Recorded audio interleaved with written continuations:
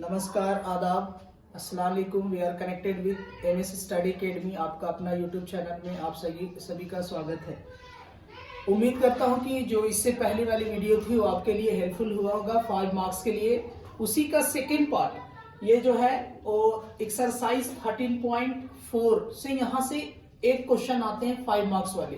पिछले बार मैंने जो बनाया था वीडियो वो आपका था एक्सरसाइज 4.4, वहां से एक क्वेश्चन।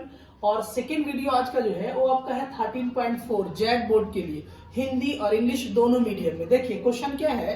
क्वेश्चन है कि हिंदी में एक बार डिक्टेट करता हूं कि पानी पीने वाला एक गिलास एक छिन्नक के आकार का है जिसकी ऊंचाई जो है वो 14 सेंटीमीटर है और इसके दोनों सिरों की व्यास 4 सेंटीमीटर और 2 सेंटीमीटर है। 4 सेंटीमीटर और 2 सेंटीमीटर है ना। तो बोल रहे हैं कि इस गिलास की धारिता ज्ञात कीजिए। धारिता का मतलब क्या होता है? धारिता का मतलब आयतन। इंग्लिश में सुनिएगा, क्वेश्चन क्या बोल रहा है कि a glass is in the shape of frustum of a cone of height 14 centimetre and the diameter of its circular ends are 4 centimeter and 2 centimeter. Then find the capacity of the glass. Capacity means volume. Capacity का मतलब होता है volume. देखिए हम लोगों को दो चीज दिया था यहाँ पे। पहला हाइट, हाइट को हम लोग h से लिखते हैं। यहाँ पे मैंने शॉर्ट में लिख दिया है कि h is equal to 14 centimetre, ये हाइट दिया है। और सेकेंड जो डायमीटर है, डायमीटर आपका है 4 सेंटीमीटर और डायमीटर जब 4 है तो रेडियस कितना हो जाएगा R1 D1/2। ये D1 और R1 क्यों लिया हूं? क्योंकि ये जो ग्लास है, देखिए अगर मैं ग्लास का यहाँ पे एक शेप बना दूं तो ग्लास का अगर आप शेप बनाइएगा तो कुछ इस तरीके का शेप बनाइएगा, है ना। देखिए इसका जो शेप है कुछ इस टाइप का होगा ग्लास का, ठीक है। अब यहाँ पे देखिए इसकी जो हाइट है, यहां से यहां इसकी हाइट कितना 14 सेंटीमीटर, यहाँ पे मैं लिख देता हूँ 14 सेंटीमीटर। और इसका जो सर्कुलर एंड है, सर्कुलर एंड बोले तो एक यहाँ पे ये वाला सर्कुलर एंड थोड़ा लार्ज है, बड़ा है, और ये सर्कुलर एंड इसकी जो वृत्ताकार शिरा है, ये सिरा जो है वो आपका यहाँ पे ये बड़ा है और ये छोटा है। इसीलिए मैं एक को D1 ले लिया हूँ और एक को D2 लिया हूँ। क्यों? क्योंकि ताकि ये पता चले कि रेडियस दोनों है ना, डायमीटर 2 है तो एक को D1 एक को D2। तो यहाँ पे जो ऊपर वाला है उसको मैंने लिया है D1, तो D1 दिया था 4 सेंटीमीटर, तो R1 कितना हो जाएगा? D का R निकालने का फॉर्मूला होता है D/2, तो R1 हो गया D1/2, 4/2। यहाँ पे R1 कितना हो गया? 4 सेंटीमीटर। ठीक उसी तरीके से आपका जो यहाँ से यहाँ का जो व्यास था वो नीचे वाले, है ना, ये जो स्मॉलर सर्कुलर एंड है, छोटे वाले वृत्ताकार सिरों का जो व्यास है वो दूसरा है 2 सेंटीमीटर। तो D2 है 2 सेंटीमीटर। D2 इसलिए कि ऊपर वाले को D1 लिए तो नीचे वाला क्या आ जाएगा? D2। तो D2 is equal to 2 centimetre. R मतलब रेडियस, रेडियस का फॉर्मूला D/2, तो मैंने डायरेक्ट कर दिया 2/2, 1 आया। R2 आपका कितना आया? 1। ये सारा चीज आपका हो गया। अब यहाँ पे बोल रहा है, यहाँ पे आप मेंशन कर सकते हैं कि R1 जो हमारा आया है यहाँ से यहाँ 2 सेंटीमीटर और ये R2 आया है 1 सेंटीमीटर। अब आपसे पूछा जा रहा है कि गिलास की धारिता ज्ञात करें। इंग्लिश में find the volume of glass या कैपेसिटी ऑफ ग्लास। तो कैपेसिटी बोले या वॉल्यूम बोले, दोनों का मीनिंग वही है, दोनों का मतलब वही है। तो हम लोग यहाँ पे लिखेंगे जो क्वेश्चन में बोला है देयरफॉर, है ना, यहाँ पे लिख देता हूँ capacity of the glass. Capacity of the glass Hindi में क्या लिखेंगे? गिलास की धारिता, है ना, गिलास की धारिता। धारिता मीन्स क्या बताया मैंने? धारिता मीन्स बताया आयतन। तो बताइए क्या आपको फ्रस्टम ऑफ कोन, छिन्नक का आयतन का फॉर्मूला याद है? उसको यहाँ पे ऐड कीजिए, आपका आंसर आ जाएगा। तो छिन्नक का आयतन का फॉर्मूला होता है 1/3 पाई h R1 का स्क्वायर प्लस R2 का square plus R1 into R2, ये फॉर्मूला होता है। इसमें वैल्यू पुट एक बार देख लीजिए। कैपेसिटी ऑफ द ग्लास, गिलास की धारिता का फॉर्मूला क्या होता है? 1/3 पाई h R1 square plus R2 square plus R1 into R2। अब इस पे वैल्यू पुट कीजिए, आपका आंसर आ जाएगा। तो यहाँ पे हम लोग वैल्यू पुट कर लेते हैं 1/3 पाई का वैल्यू कुछ नहीं बोला है तो 22/7 हम लोग लेंगे इंटू एच की वैल्यू कितना है 14, यहाँ पे लेंगे 14, R1 का स्क्वायर, R1 आपका कितना है, R1 आपका है 2, तो यहाँ पे ले लीजिए 2 का स्क्वायर प्लस R2 आपका कितना है 1 का square plus R1 into R2, R1 है आपका 2 इंटू 1। और कभी भी जब आप आयतन निकालिएगा तो आयतन निकालने के लिए उसमें सेंटीमीटर क्यूब लगाया जाता है। ऑफ द ग्लास है ना, हिंदी में गिलास की धारिता, इसका जो हम लोग फॉर्मूला लिखा है 1/3 पाई एच R1 का स्क्वायर प्लस R2 का square plus R1 into R2, ये फॉर्मूला होता है। उसके बाद मैंने वैल्यू पुट किया 1/3 इंटू पाई का वैल्यू बताइए कितना होता है 22/7, कुछ नहीं बोला है तो, और h की वैल्यू कितना हमारे पास है 14, वहां पे मेंशन किया। उसके बाद under bracket R1 square, R1 की वैल्यू कितना हमारे पास है 2 का स्क्वायर प्लस R2 की वैल्यू कितना 1 का square into R1 plus R1 into R2, तो R1 की वैल्यू हमारे पास कितना है 2 इंटू 1। अब इसको एक चीज और याद रखना है कि ये जो हमारा कैपेसिटी या आयतन जब आप निकालिएगा तो आयतन में सेंटीमीटर क्यूब लगाया जाता है। जिस तरीके से क्षेत्रफल में सेंटीमीटर स्क्वायर लगाया जाता है, ठीक उसी तरीके से आयतन में सेंटीमीटर क्यूब लगाया जाता है। तो यहाँ पे आप लास्ट में सेंटीमीटर क्यूब लिखेंगे। अब इसको कैलकुलेट करेंगे, आंसर आ जाएगा। देखिए कुछ यहाँ पे कट हो रहा है क्या, हाँ 7 2 जा 14, यहाँ पे 2 आया। अब जो बचा उसको इंटू कीजिए, 22 1 जा 22, 22 2 जा 44/3। अब यहाँ देखेंगे 2 का स्क्वायर कितना हो जाएगा 4 प्लस 1 का स्क्वायर कितना हो जाएगा 1 प्लस 2 1 जा 2 सेंटीमीटर क्यूब।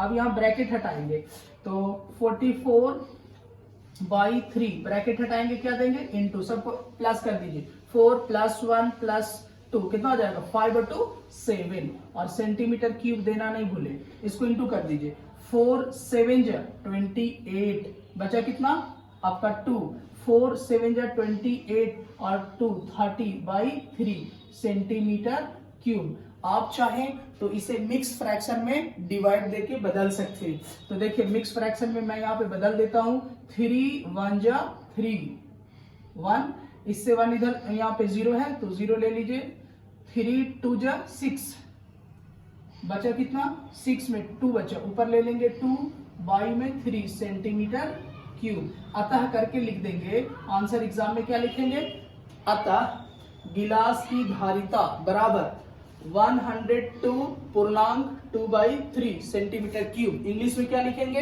हेंस लास्ट में लिख देंगे, hence capacity of the glass, capacity of the glass आया 102.2/3 सेंटीमीटर क्यूब। ये आपका क्वेश्चन नंबर 1 जो आने का चांसेस है उसका मैंने यहाँ पे आंसर मेंशन कर दिया है। उम्मीद करता हूँ कि आपको समझ आया होगा। चलिए इसके बाद तुरंत क्वेश्चन नंबर 2 को देखेंगे। इसे आप नोट कर सकते हैं या फिर आप स्क्रीनशॉट ले सकते हैं।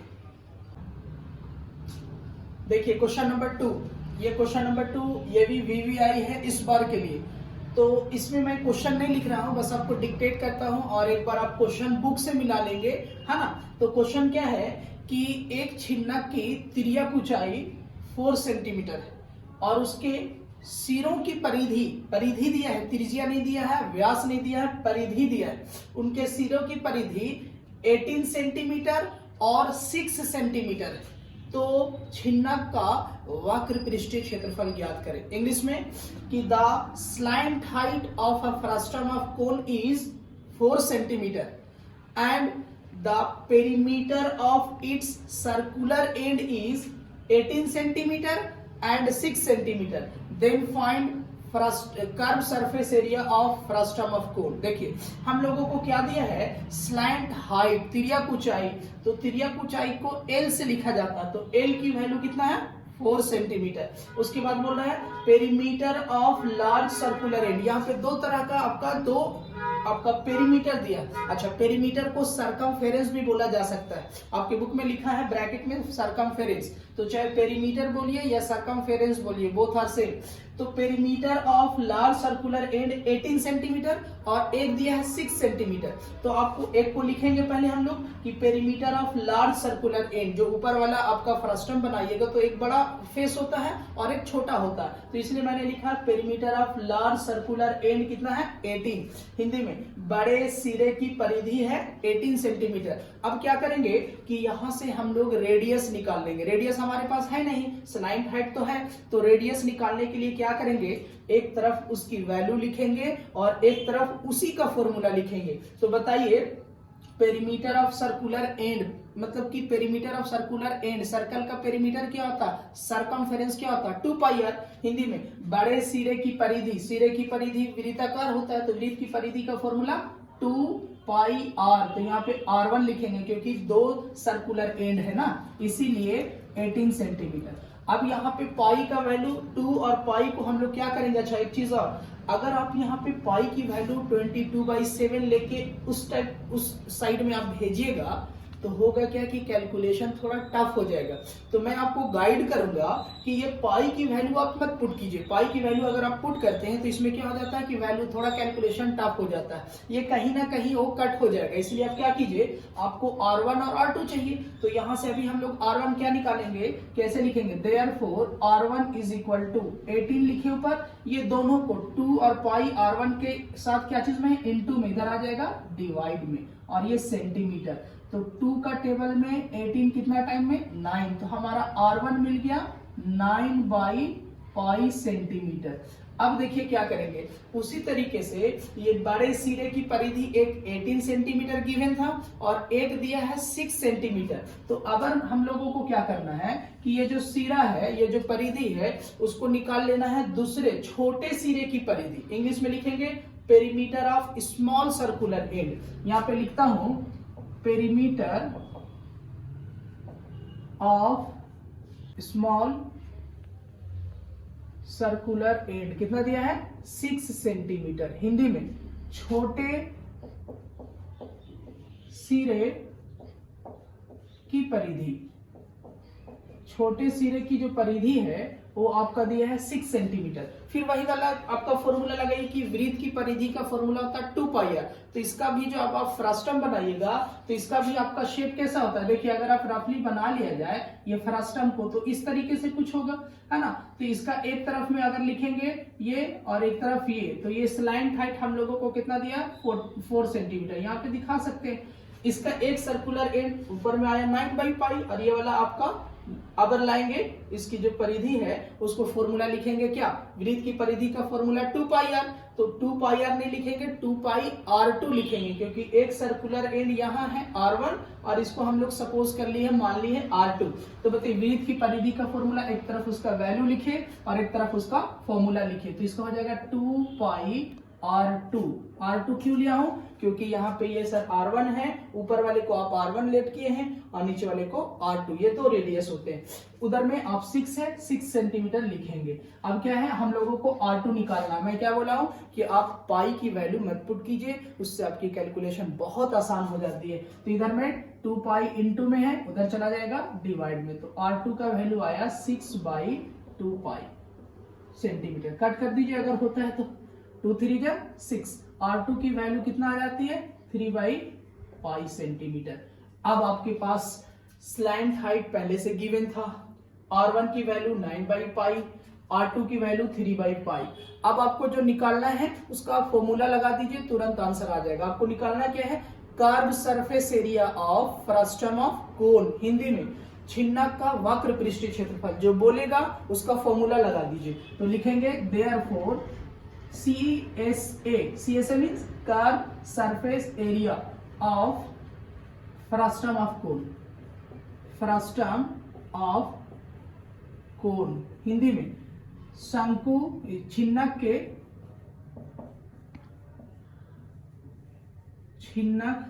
का वक्र पृष्ठीय क्षेत्रफल, वक्र पृष्ठीय क्षेत्रफल। अब फॉर्मूला क्या होता है, फॉर्मूला होता है, ये शॉर्ट है, ये बहुत आसान है, पाई L R1 प्लस R2, ठीक है। चलिए ये फॉर्मूला होता है curve surface area of frustum of कोन, इसका फॉर्मूला था पाई L R1 प्लस R2। चलिए हिंदी में छिन्नक का वक्र पृष्ठीय क्षेत्रफल का फॉर्मूला क्या होता है, पाई L R1 प्लस R2, ये हिंदी में देख लेंगे। चलिए यहाँ पे इधर ले लेता हूं, पाई की वैल्यू नहीं पुट करना। देखिए अब यहाँ पे कितना इजिली बन जाएगा, पाई की वैल्यू यहाँ भी हम लोगों ने नहीं पुट किया R1 और R2 में, तो आप वहां पे भी मत कीजिए। क्यों सर? क्योंकि उससे आपका आंसर जो है इजिली आ जाएगा। तो पाई को मत पुट कीजिए, पाई का वैल्यू पाई रहने देंगे इंटू एल हमारा क्या है 4 सेंटीमीटर, यहाँ पे डाल दिया 4। R1 की वैल्यू आप कितना ला के रखे हैं 9/पाई, तो यहाँ पे लिख दीजिए 9/पाई प्लस R2 की वैल्यू हमारे पास कितना है 3/पाई। और कभी भी जो क्षेत्रफल निकालिएगा, क्षेत्रफल सेंटीमीटर या मीटर स्क्वायर में, इंग्लिश में बोले तो एरिया स्क्वायर में निकलता है, चाहे सेंटीमीटर हो या मीटर हो, और वॉल्यूम आयतन क्यूब में निकलता है। तो वहां पे सेंटीमीटर स्क्वायर मेंशन कर देना। आप एलसीएम ले लीजिए, यहाँ पे पाई का पाई लिखेंगे इंटू 4, ब्रैकेट के अंदर पाई कॉमन लिया, पाई यहाँ पे रहा, पाई से पाई कैंसल, ऊपर में बचा 9 प्लस पाई से पाई कैंसल 3 सेंटीमीटर स्क्वायर। अब क्या कीजिए, यहाँ पे ब्रैकेट हटाएंगे, पाई इंटू 4, ब्रैकेट हटाएंगे क्या देंगे इंटू 9 प्लस 3 कितना होता है 12/पाई सेंटीमीटर स्क्वायर। पाई से पाई क्या हो जाएगा कैंसल, देखिए कितना इजीली बन गया।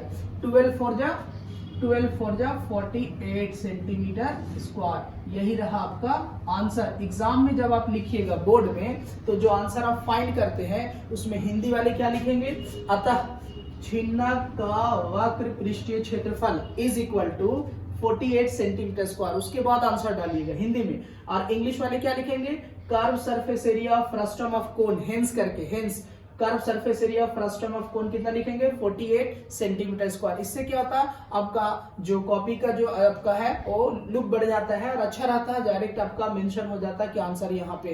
तो उम्मीद करता हूं कि आपको समझ आया होगा। अगर कोई डाउट हो तो आप कमेंट कर सकते हैं, और इस कोई भी चैप्टर से रिलेटेड, आपका एग्जाम से रिलेटेड कोई अगर क्वेश्चन आपका है तो भी आप हमें मेंशन कर सकते हैं, कमेंट कर सकते हैं कि सर ये चैप्टर हमें बताना है।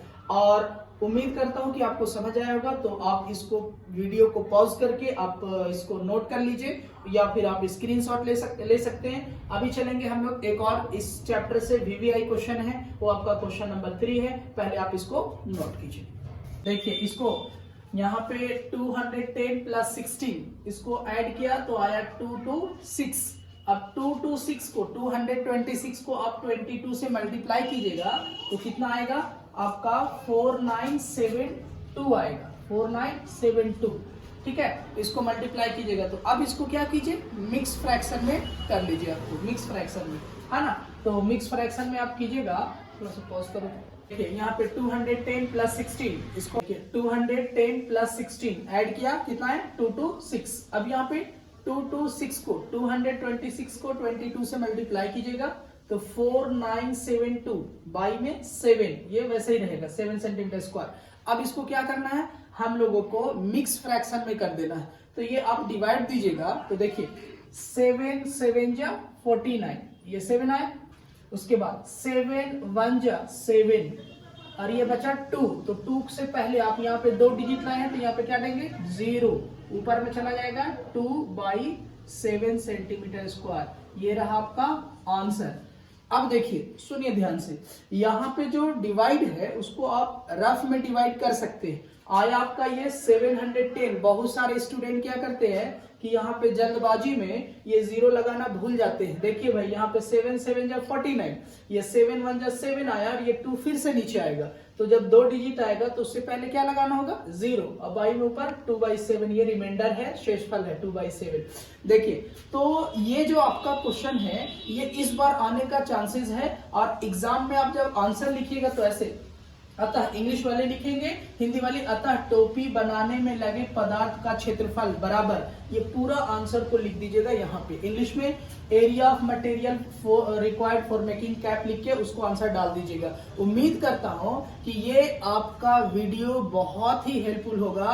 तो हमें लगता है कि इस वीडियो को आप तक ही नहीं सीमित रहना चाहिए, ये अपने इस बार जितने भी आपके फ्रेंड हैं, जितने भी आपके रिलेटिव हैं, उन सभी तक शेयर कीजिए, ताकि उन लोगों का भी 5 मार्क्स सिक्योर कर पाए, उन लोगों का भी 5 मार्क्स वाली तैयारी अच्छे हो पाए। इसलिए उम्मीद करता हूं कि आप अपने दोस्तों को, अपने फ्रेंड को, अपने रिलेटिव को इस वीडियो को एकदम फास्टली आप सेंड कीजिए, शेयर कीजिए। Okay, thank you, bye.